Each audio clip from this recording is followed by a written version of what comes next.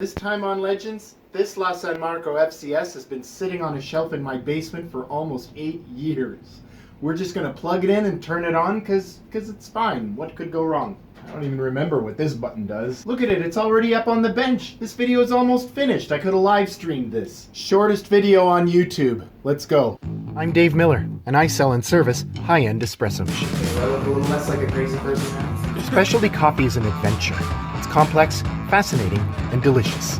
In this series, you'll see how special and beautiful our machines can be.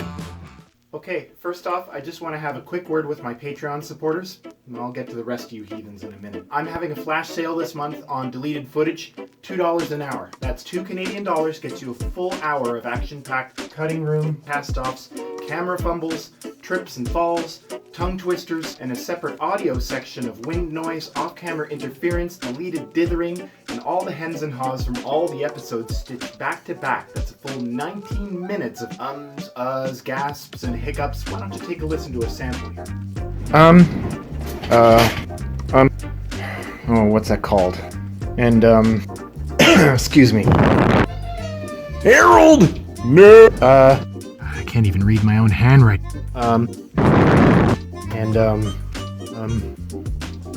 What was I gonna say? So, hilarious. So, what is the deal with this FCS machine that we're looking at here? What is it? Well, it's kind of a hard answer to annotate with any verifiable reference material because there really isn't a whole lot of it surviving on the internet now about the older San Marco machines. It's kind of strange to say that, but it's true. So it's a Model 85 FCS, and then the 2 suffix designates the number of groups. So the Model 85 is a body style that was introduced in, well, according to the manufacturer's website, 1985, although I can swear I've got a Model 85 that has a 1984 build date, but that's neither here nor there. The Model 85 was actually current production right up until this year when it was replaced by the 20/20 series, which is very similar in appearance, but has some crucial updates to it. The FCS, I'm not entirely sure what it stands for, but my best guess is Function Cam Semi-Automatic. So basically what it is, it's a lot similar to the E61 group in that you have a micro switch that turns on the pump, and then this paddle here basically opens up an extraction valve, which admits water from the heat exchanger to the coffee bed, and then in the off position, any excess pressure above the group is exhausted down into the drip tray so that the portafilter doesn't sneeze when you take it off. And I'm guessing that this is a manual on-off button for the pump, but we'll figure that out together. This might sound crazy to some of you, but I actually already had another 2 FCS machines in my collection when I stumbled across this one. And I jumped on it because it's all original. Like, you can see that almost nothing has been messed with. It has almost all of its original parts. It's got the original pressure stat. It's got the original fill valve. You can see the brown coil, which is pretty rare. There's almost no wear on it. Like, you can see that there's a little bit of light scratching on the backsplash here, but the operation of the levers is exquisite. Everything is tight. You can even see that there's remnants of the tiny little rubber bumpers that sit underneath the cam itself. So there's no play from when it's at rest to when you start to pull that valve up.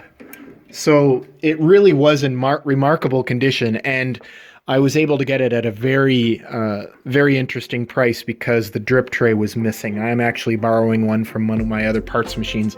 I think I've got about 6 San Marcos in total.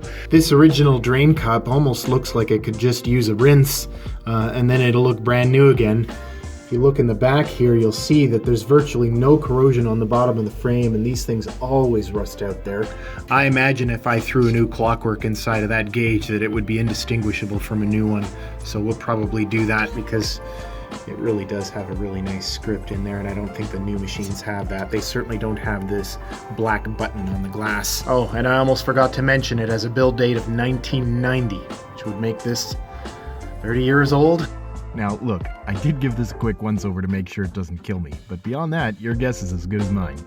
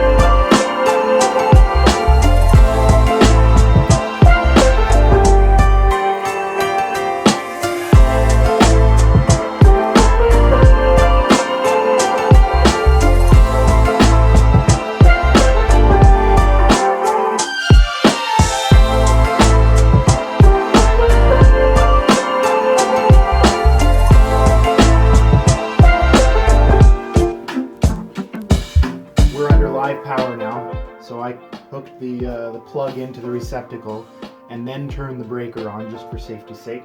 The Dr. No Glove might be a little bit over dramatic, but you can never be too safe with safety. And we've never tried this machine before.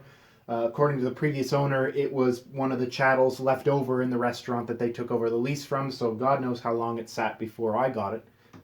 So we'll put the Dr. No Glove on and turn the power on and see what's going to happen. LED's on.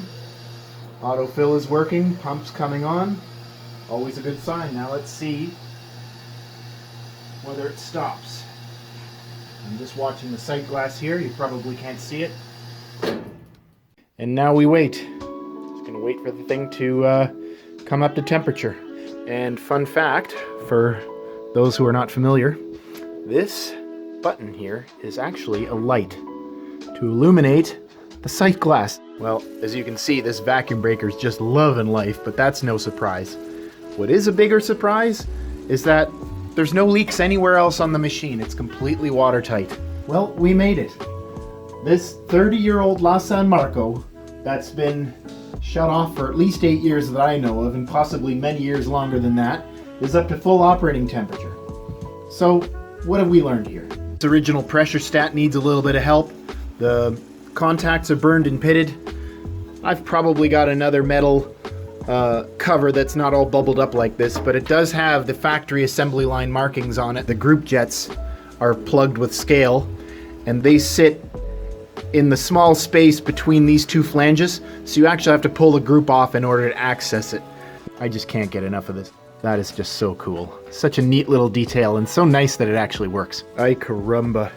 I can only imagine trying to steam milk with those ferocious tips on there. Wow. Last thing I wanted to show you before I shut her down is the cup warmer.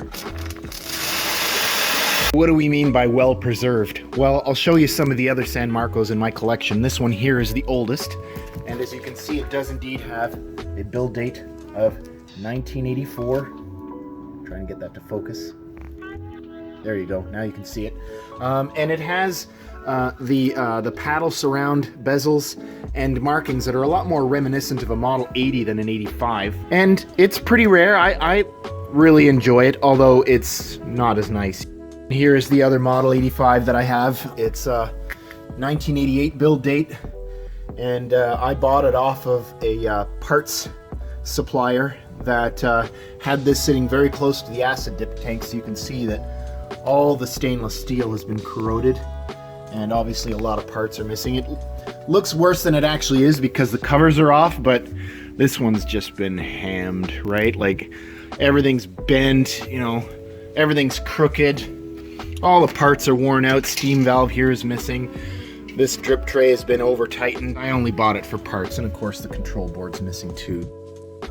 And is that a 1968 Gaggia Orion lever machine? Yes it is, and it's complete. So why do it at all? I mean, people say that about cars all the time, even if it's an old muscle car. Some people just don't see the value in it. They just see an old car that needs to go to the scrapyard. It's worn out, it's rusty, the paint's faded, but what you have to remember is that these machines occupy a specific moment in time that's fading with each passing day. Every day that goes by, more of these machines disappear, they get crushed, they get recycled. So the terms barn find and all original condition and original paint and numbers matching, these are all familiar concepts to people that collect classic cars. And espresso machines are a lot like that. They're the central part of a cafe. They're the heart and soul. And when people think of the cafes that they used to frequent in their younger days, they usually think of the machines. And technicians do as well. So most of the time when we find a machine that old out in the field or in a warehouse or something, and we pop the hood on them and take a look inside, we're usually expecting to find one that's suffered the indignities of tight budgets and shortcuts and laziness and ignorance. Even the most collectible espresso machines today were at one point just a few years old and worn out and out of style and had very little value to them. And the reason that they exist today is because somebody had the foresight to either preserve them or to recognize the value in one that had been forgotten and decided to save it. So to people who weren't there, it can seem like madness. But to those of us who remember these machines when they were still in working cafes and in good condition, to see one again is a very powerful and visceral experience. And that's sort of what we're chasing. Oh, and by the way, I fixed it. Couldn't help myself. This upper control panel has a ferocious buckle on the one side. You probably noticed it during the earlier segments. And these really, I mean, I could be wrong, but these certainly look like knuckle marks to me, like somebody punched it out of frustration or something, and then the steam valve kind of held that hole in position to cause this buckling. So what I'm going to do is I'm going to lay this down on some cloth, and I have a round-faced rubber mallet that I can use to just roll out those knuckle marks, and then that should relieve the stress in this area to get everything flat again. We'll see how it works out, but that's the plan anyhow. Here is the damaged section of the control panel after rolling the dents out. You can see that it's not perfect by any means, but I didn't want to get too aggressive with it lest I do some permanent damage to the anodizing on the surface, and at least it isn't any worse.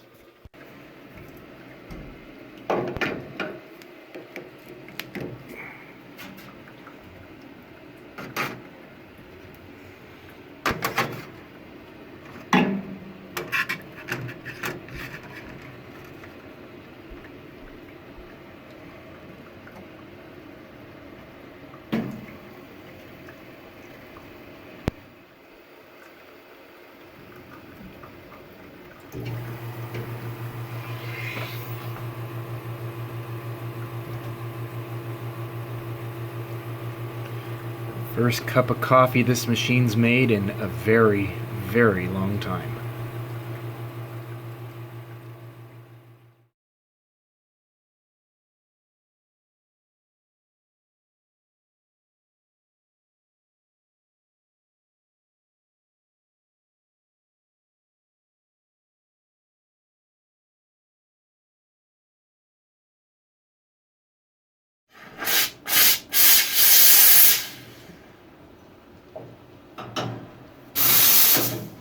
Goodness gracious.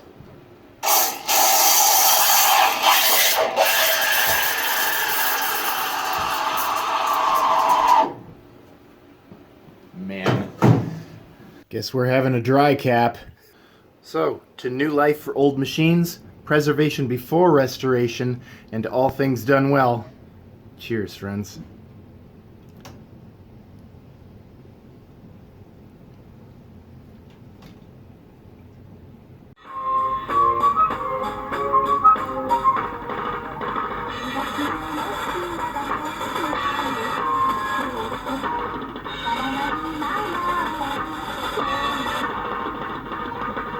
Hãy subscribe cho kênh Ghiền Mì Gõ để không bỏ lỡ